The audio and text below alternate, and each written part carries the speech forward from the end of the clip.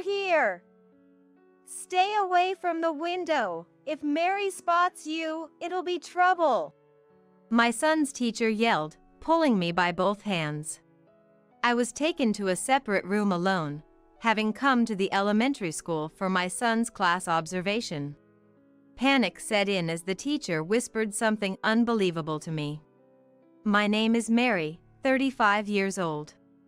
I have a husband, Joe, who is 2 years older than me, and a 10-year-old son, Jim. Joe and I bonded over both being former track members and got married. We're happily living as a family of 3, but I've always felt a bit off about my husband's family since we were dating. When my husband and I attended a family meeting, my mother-in-law, Susan, greeted us lightly with, "Ah, thanks for coming," and quickly went to the back of the house. We were allowed in, but my in-laws showed no interest in us, talking only about themselves. Susan mentioned, "We run our own business, and Ben's going to have a baby soon." I'm so happy. Ben is my husband's brother, apparently planning to take over the family business. Father-in-law Tom was also excited, saying, "We have to take care of the important successor." The conversation continued to revolve around Ben. I focused on smiling and nodding. After we got home, Joe apologized, saying, "Mom and Dad didn't mean anything by it. They're just not interested in anything besides the store and my brother who's taking over. Sorry if it upset you." I had a hunch, and it was confirmed. I reassured Joe, saying, "It's okay. It was easy since I didn't have to answer many questions. Even after marrying and having Jim," she said. "I'm too busy looking after Ben's child right now, so sorry, I can't help. Moreover, I think Ben's child will turn out better, and I'm not interested, so please don't contact us anymore." I never expected my in-laws to take care of Jim. I just wanted to inform them about their grandchild. Disappointed, but I thought it was better than them interfering too much, so I let it go, focusing on living happily with my husband and son. However, as Jim grew and started elementary school, he began to say, "I want to meet Grandma." My in-laws had been prioritizing Ben's family, leading to a sort of estrangement due to favoritism among grandchildren. I tried contacting Susan once, but the response was the same. She sternly told me not to contact them again, and we never got to meet.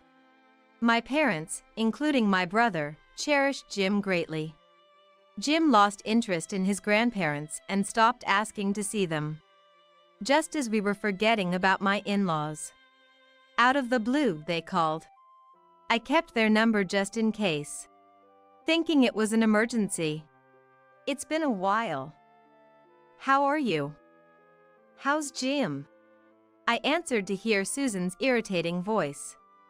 Chilled, I replied, "What do you want? If there's nothing, I'm hanging up." Then Susan said, "Actually, Ben cheated and got divorced. His wife took the kids and left.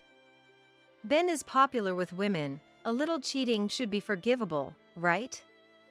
Mary, I'm sorry we haven't paid attention to Jim until now. We'll make him the successor to the store, so come visit us." Confused by the sudden change of heart. "That's impossible. What are you talking about now?" I firmly responded. Then Tom took the phone, saying, "We're saying we'll take care of him from now on. Just send Jim over." I hung up out of fear. There were no further calls, and I immediately consulted with Joe when he returned from work. Joe assured me, "No need to bother with them. But let me know if anything happens." We decided that Joe would drive Jim to school from the next day. Then, one day, an invitation to Jim's class observation arrived, and I decided to attend. Walking to school that morning, a man suddenly called out from behind, "Fancy meeting you here after such a long time." Startled, I turned around to see Ben. I recognized him immediately from photos my husband had shown me. Ben, with a laugh, said, "I've finally found you." Frozen, I couldn't move from the spot. Ben continued, he shockingly proposed. After my ex-wife took the kids, support from my parents diminished. I'm still the heir, so they won't completely abandon me. So, why not divorce Joe and remarry me? At this point, I genuinely felt fear. There was no way I could agree to that, so I firmly told him, "It's impossible. If you have the time to probe into our family affairs, why not reflect on your own actions up to now? It's all the result of what you've done. Do you even realize how absurd your statements are?" But Ben, refusing to listen, followed me even as I quickened my pace. Despite being aware of our surroundings, he persisted. "Enough with this. If you don't want to lose the kids, listen to me. I'm the heir. It's safer than with Joe in the future." His persistence was too much. Since Joe had already gone to work and wouldn't be back for over 30 minutes, I couldn't ask for help. I considered calling the police, but didn't want to miss the school visitation for such an absurd reason.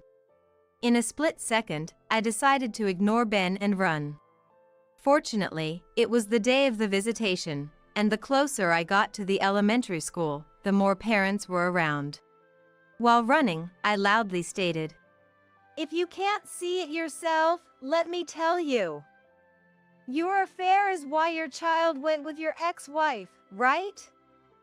It makes no sense to ask me, your brother's daughter-in-law, to remarry you just because you want a son without reflecting on your actions. Please stop following me." This was to alert those around that Ben was dangerous, and to take precautions in case he caught up. Ben, with a look that seemed to say no more, hurriedly started to run. However, being out of shape, he struggled to catch up, visibly frustrated. Despite my fears from not having run since retiring from club activities, I managed to outrun Ben. Thankful for my low-heeled pumps, I felt relieved in front of the school. Although Ben took up my time, I made it to the visitation just in time. Too precious to waste time calling Joe, I left a message, planning to discuss and take measures when I returned. I looked forward to the visitation, despite everything. Arriving at school, the teacher welcomed and guided me, feeling anxious under the stares of other parents and children. However, the class started smoothly, and seeing Jim seriously participating gave me peace. But after the class, the teacher came to me to explain the stairs. Just minutes before I arrived, Susan had come to the school. Claiming to be Jim's grandmother, she asked for his classroom at the reception.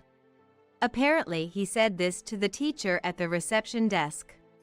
The teacher, seeing my name for today's visit, questioned Susan's presence. "I'm Jim's precious heir. I thought I should attend," she began. However, the teacher responded, "I'm sorry, but we limit the number of participants. Today was supposed to be Jim's mom." Feeling dubious about Susan's sudden work excuse, the teacher tried to call me. At this, Susan started yelling, without answering the question. "How terrible, Mary! Since you married, you've never let me see my grandson. I'm always at home, so why can't I attend the visitation? Why do I need Mary's permission to see my grandson?" The teacher was at a loss, but then a savior appeared. The teacher was at a loss until Jim, hearing the commotion, came out. "Who is this person? Are you okay, teacher?" he worriedly asked. The moment froze. "I haven't seen you in a while, so you've forgotten me. I'm your grandma." Susan approached Jim. Jim, disgusted, hid behind the teacher. "I don't know this person. My mom said she was coming today. So, please leave." He completely dismissed her. Susan was left speechless. The teacher then advised, repeating the request to Susan. Today is a special visitation that many have looked forward to. Please leave. Facing cold stares from everyone, Susan seemed embarrassed to be there and was successfully ousted from the scene. I had arrived safely, but by then, it was already time to start the class, so there was no time to explain. I expressed my gratitude to the teacher and Jim for their help. Other moms asked if I was okay, showing their concern. During the brief wait, I spent time with them, and just as we were about to move to the room for the social gathering, the teacher dashed over to us again. Mary, please come this way. She called out and led me to a different room, not the one for the social gathering. Don't go near the windows. Stay away. If we close the curtains now, they'll notice. She warned, her serious expression making me increasingly anxious. I wondered if my son had done something to cause such a situation. Thoughts of what my son might have done to his friends started swirling in my head. The teacher quickly called Jim and us and said, Please, I need you two to run away now. I couldn't comprehend and asked, Huh? What do you mean? The teacher then revealed something shocking. Actually, it seems that the woman from earlier has been loitering around the school entrance, and now it looks like she's wandering with her husband and their son, all three of them. Though there's a security guard, they haven't done anything conspicuous, but the teacher feared we would be caught the moment we left the school. The teacher told me. Initially, a man, who seemed to be the woman's husband, entered the school around the end of classes, claiming he was there to pick up Jim instead of Mary, who was supposed to meet with a teacher. However, what followed this time's class observation wasn't individual consultations, but a social gathering organized by the parents. Furthermore, I had already informed the teacher that Jim and I would be heading back together. So the teacher immediately knew it was a lie when he looked around and saw Susan, realizing they were plotting together. It seemed she was holding them off for now. Please run away now while you can, as I will handle things with that family. The teacher told us and guided us to the back exit, where we thanked her and quickly left the school. However, I thought it was too soon to feel relieved, as it was a close call. I was sure Susan and her group would come to our house. Thinking I had to protect Jim at all costs, I explained the situation to my parents and left him with them. Just then, I received a call from Joe, who I had been messaging, so I informed him about Susan's group and asked him to come home as soon as possible. I'm sorry. I've made things difficult for you, Mary. Joe sounded apologetic over the phone. That evening, as expected, my in-laws, having realized that Jim and I had escaped from school, stormed our house. They knew our address because we had sent them a Christmas card at the beginning of our marriage. They were banging on the intercom and causing a disturbance with their loud voices, much to the neighbors' annoyance. Joe hadn't returned home yet. Being alone and feeling insecure, I pressed the record button on an old voice recorder for evidence. Knowing that audio alone might not be sufficient without capturing their faces. However, facing three of them, I had no intention of opening the door unprotected. Taking a deep breath, I approached the door and checked that the chain was on before opening it slightly. Through the barely open door, I could see my intimidating in-laws and Ben. As soon as I opened the door, Susan grabbed the chain and said, How dare you leave without telling us? It's terrible that you won't even let us see our grandson properly. Why is the door locked? Open it. I asked Susan. How did you know today was Jim's class observation day? To which Susan replied, with shining eyes. I heard you ran away when you met Ben this morning. To meet Jim directly, I thought I had no choice but to go to the school. But it's all because you wouldn't let us meet. I thought it was a sign from God when it turned out to be the class observation day. I had no recollection of telling them where Jim went to school, but they must have followed the crowd of parents heading to the school for the observation day. Tom then added, He's going to be the heir to our important family business, so give back our grandson. Having dodged and evaded them until now, my anger finally erupted. Enough is enough. I've tried to let you see Jim multiple times before.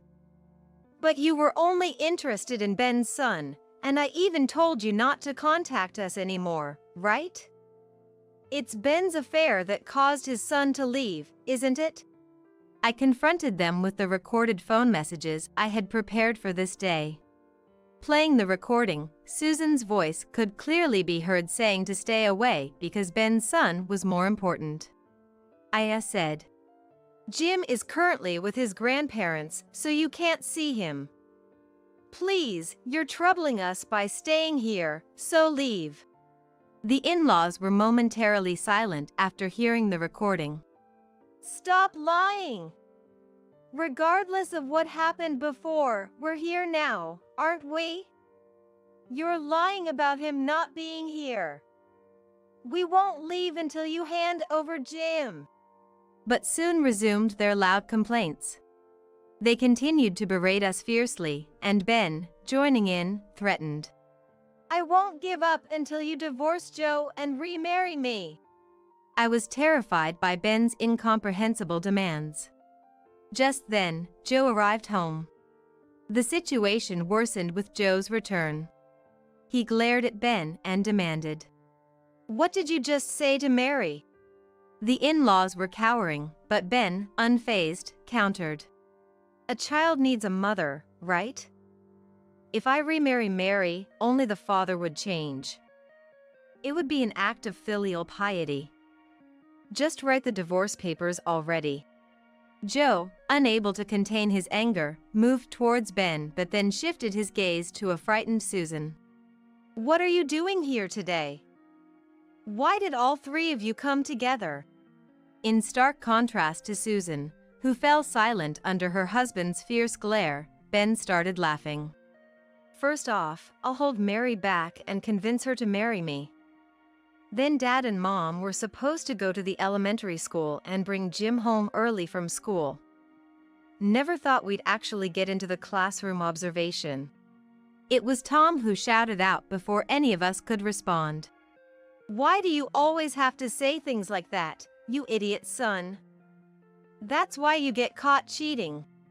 The next moment, Tom and Ben started glaring at each other, but honestly, I couldn't care less. Joe yelled, Don't ever get involved again.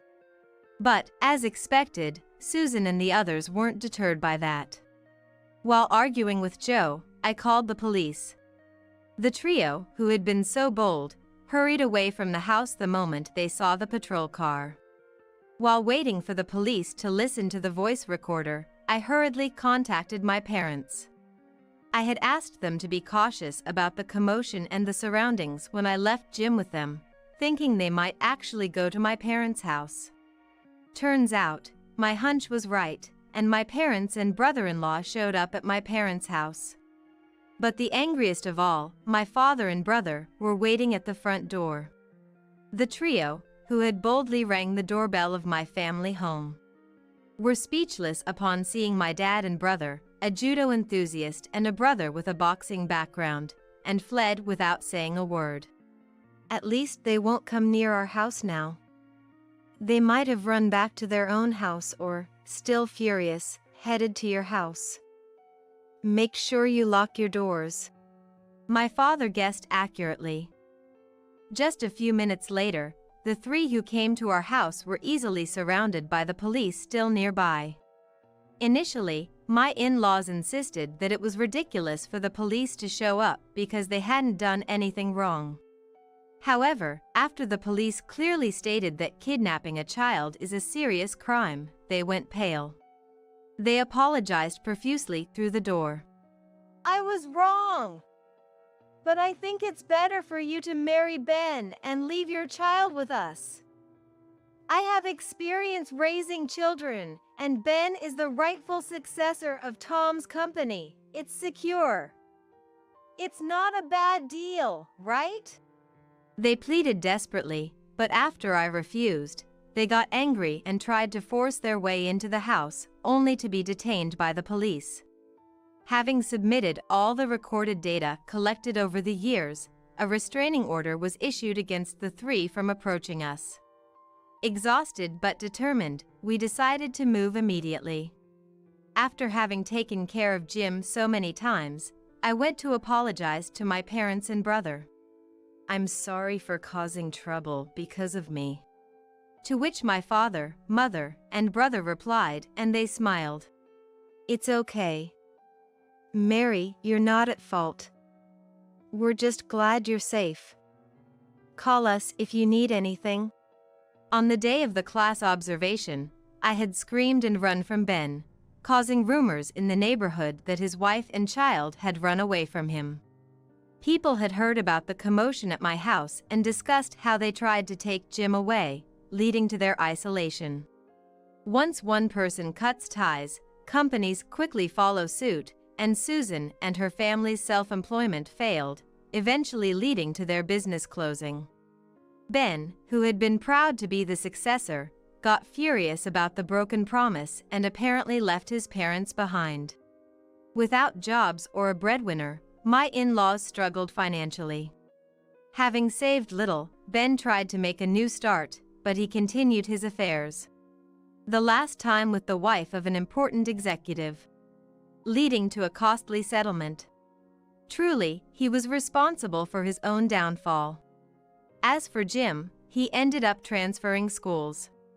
When I apologized, Jim said, "I don't want to see that person ever again, so it's okay," seeming relieved. The new school is easier to commute to, and he enjoys his new environment daily. Knowing he can meet his friends from the old school in middle school, he doesn't seem too sad. Today he talked about a new friend and what his teacher was like, which reassured me. We are enjoying a life without ties to my in-laws while watching Jim grow. I hope these peaceful days continue forever. Be grateful that you're living with Jane.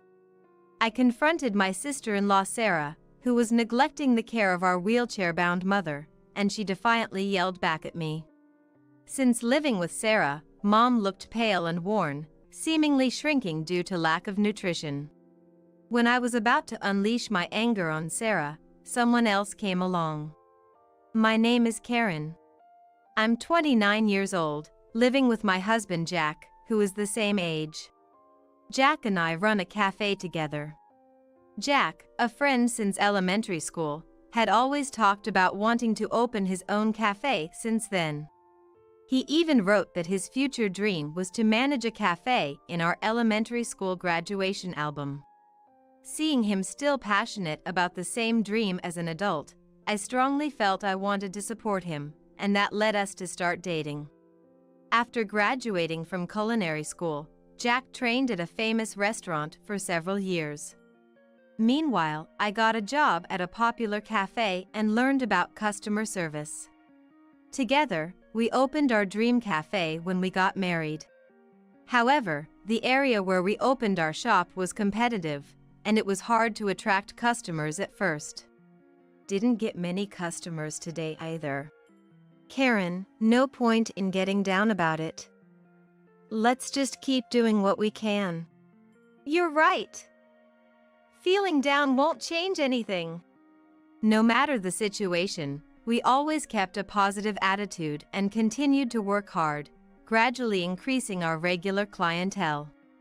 We have a great relationship, not just as a loving couple but also as business partners. Jack is very gentle and kind, and I've always felt lucky to be married to him. Then, one day, my father passed away suddenly.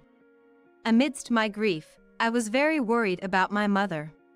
That's because she had become wheelchair-bound after a traffic accident a few years ago. Until then, my father had been taking care of her, but now I was left wondering what to do next when my brother Mike contacted me. Me and Sarah will live at the family home and take care of Mom. Really? Mike and Sarah? Leave it to us. Mike and Sarah's offer to live with and take care of my mother at the family home was a huge relief. However, I had my concerns. Mike had always been self-centered and cold towards the family. I hardly have any memories of Mike being kind to me. I can barely recall ever seeing Mike being kind to our mother either. Sarah was another source of worry.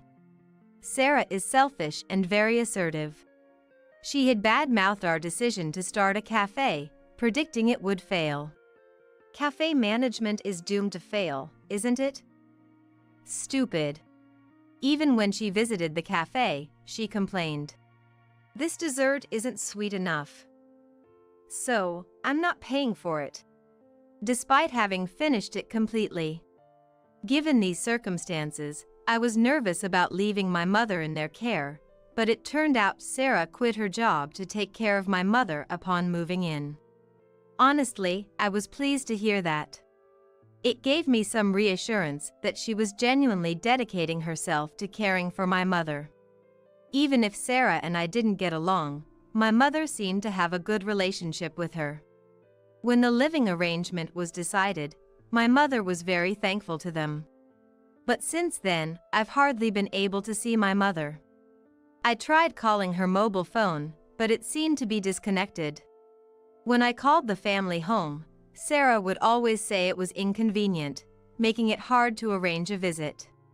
Even when I went to the house, it was locked and my key wouldn't work. The locks had been changed without my knowledge. Since I couldn't see my mother, I decided to call Sarah again and plead. Sarah, can I please come and see how Mom is doing? You're so persistent. We're busy with caregiving. If you come, it'll just be in the way. Really annoying. She yelled and hung up the phone on me. A few days later, unable to bear it anymore, I decided to go to the family home with Jack. No one responded to the doorbell, so I used my key to the family home to enter. The house was a mess. What is this? It was shockingly cluttered, to the point it seemed impossible for someone in a wheelchair to live there. This is too much. Jack was also stunned. We hurried to my mother's room and knocked. Mom, are you there? It's Karen. Jack is with me too. Karen? It's okay to open. Hearing my mother's weak voice from inside, I gently opened the door. Karen, Jack, it's been a while. Mom! My mother looked pale and her clothes were tattered, making her seem smaller. The sight was so heartbreaking, I started to cry. Jack seemed just as shocked.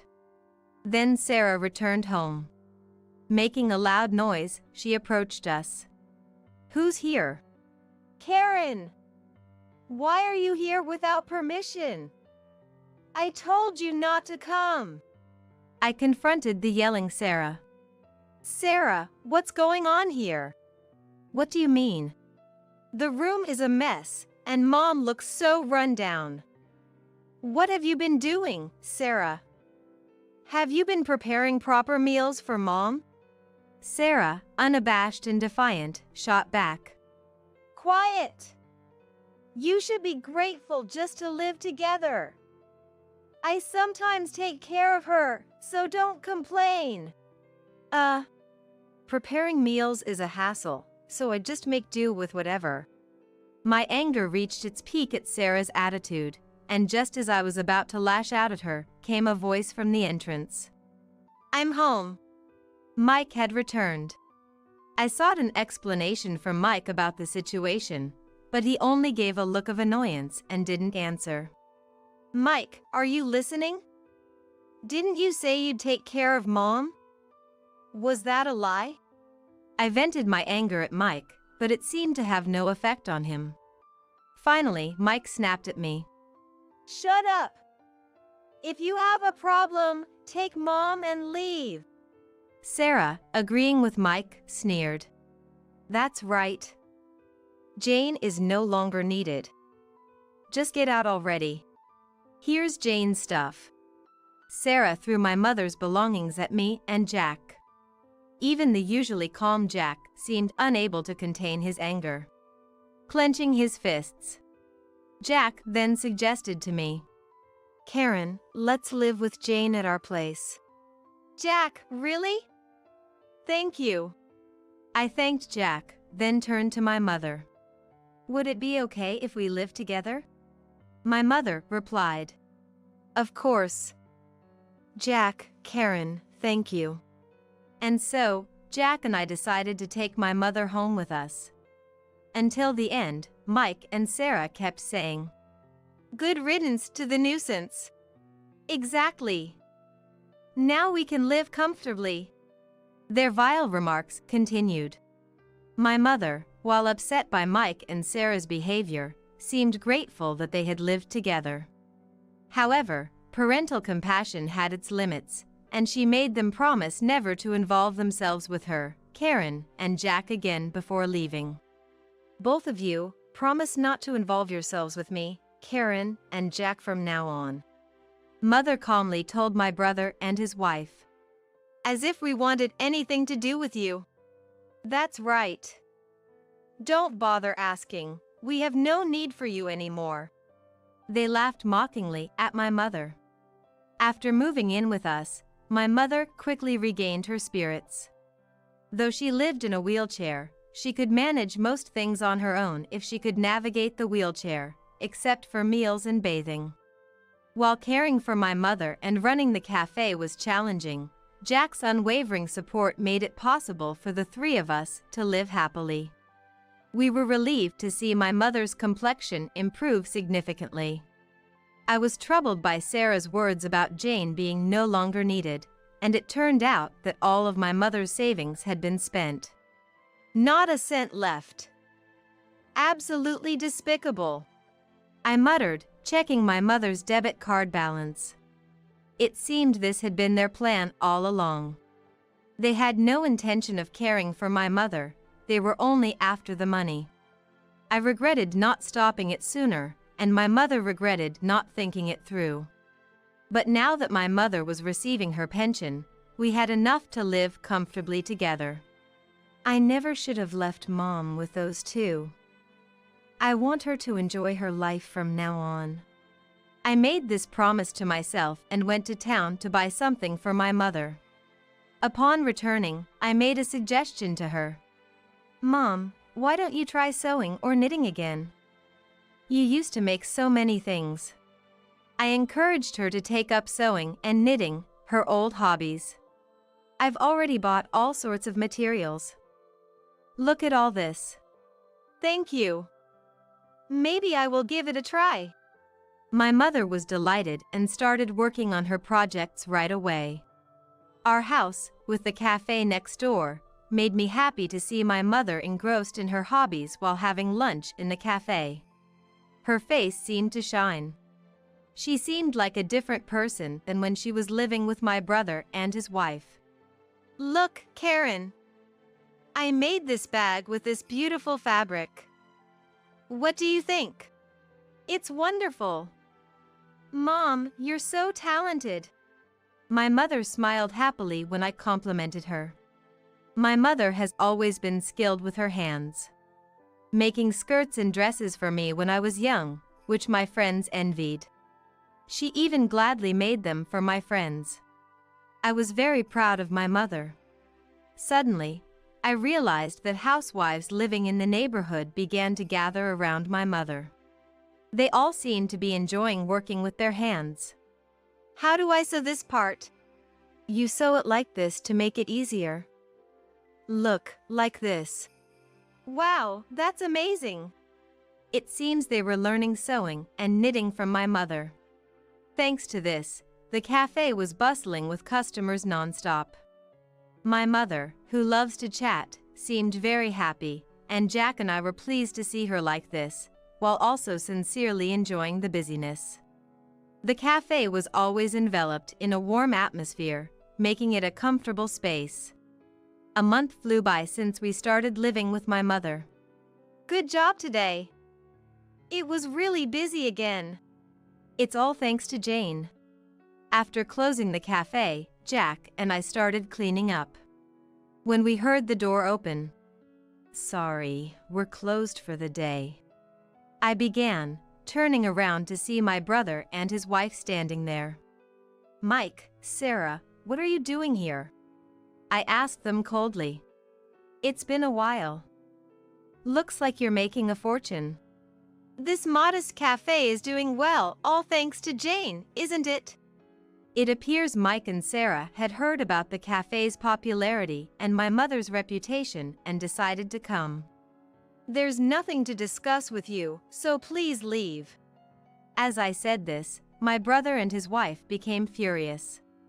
We want a share of the profits made thanks to Mom and her pension. Your cafe's success is because we handed Mom over to you. That's right. It's all thanks to us. Give us the money. Their outrageous demands infuriated Jack, who retorted, What are you saying? Your demands are ridiculous. The argument escalated further. Shut up. Just give us the money. Mom has plenty of pension money, doesn't she? Hurry up. We won't leave until we get the money. Hand it over quickly. Their faces twisted in greed. My brother and his wife were screaming. Seeing their faces, Jack and I were disgusted and about to retort when my mother appeared. Enough is enough. When my mother spoke sternly, my brother and his wife trembled in surprise. Mike, Sarah, you promised never to involve yourselves with us again, didn't you? My mother's voice was colder than I'd ever heard it. Mike stumbled over his words. Well, yes, but... He seemed overwhelmed by my mother's furious presence. I had never seen my mother so angry before. You've broken your promise, so I won't hold back anymore. What do you mean you won't hold back? Mike asked timidly. Sarah's face twisted in fear. I'm selling the family home. I am the owner, after all. My mother's firm voice left my brother and his wife pale. Wait, Mom! If you sell the family home, where are we supposed to live? That's too cruel, Jane. What are we supposed to do now? Ignoring their screams, my mother looked at them with disdain and firmly stated, My decision is final. No matter what you say, I won't change my mind. You're the ones who broke the promise. I already gave you your last chance. My brother and his wife collapsed on the spot. Can't believe this, I said. It's your responsibility, isn't it? Please leave now. Giving them a cold look. But my brother and his wife, in despair, hardly moved from their spot. Both of them were muttering, It's all over. What's going to happen to us now? To them, Jack coldly said, If you continue to loiter here, we'll call the police. Not wanting to deal with the police, they finally started to move slowly and left the shop. Their departing figures lacked spirit, staggering as if they were about to collapse at any moment. Afterward, my mother really did sell the family home. She meant what she said. It seemed my brother and his wife thought that if they behaved, my mother would change her mind. They were furious, thinking it impossible for her to sell while they lived there, calling her a terrible mother for kicking out her own son. When they came to our house and caused a scene, we finally had to call the police for real. Being warned by the police seemed to have shocked them, as they haven't come to our house since then. They've been spreading rumors to friends and acquaintances, claiming they left a cruel mother and sister behind, even though no one asked. However, living with my mother, they had used her savings and pension for a lavish lifestyle, and couldn't shake off those habits, ending up in debt. Apparently, both had debts even before moving in with my mother, which only increased over time. Mike had gambling debts, and Sarah's were from buying luxury brands. They were irresponsible. Now without a home, they were forced into a poor lifestyle. Somehow they managed to contract an old, cheap apartment and are living a modest life there. I hope they take this time to reflect and reassess themselves. On our side, thanks to my mother, our dream of running a cafe is on track, and now it's not only the cooking that's famous, but it's become the best cafe in the area. We've been featured in TV and magazines, becoming a well-known establishment that attracts customers from all over. The cafe's cooking and my mother's sewing classes are often highlighted together. Customers continue to come specifically for my mother's sewing classes. With many students, my mother seems more joyful than ever, which makes me very happy. We want to continue protecting this beloved cafe as a close-knit family.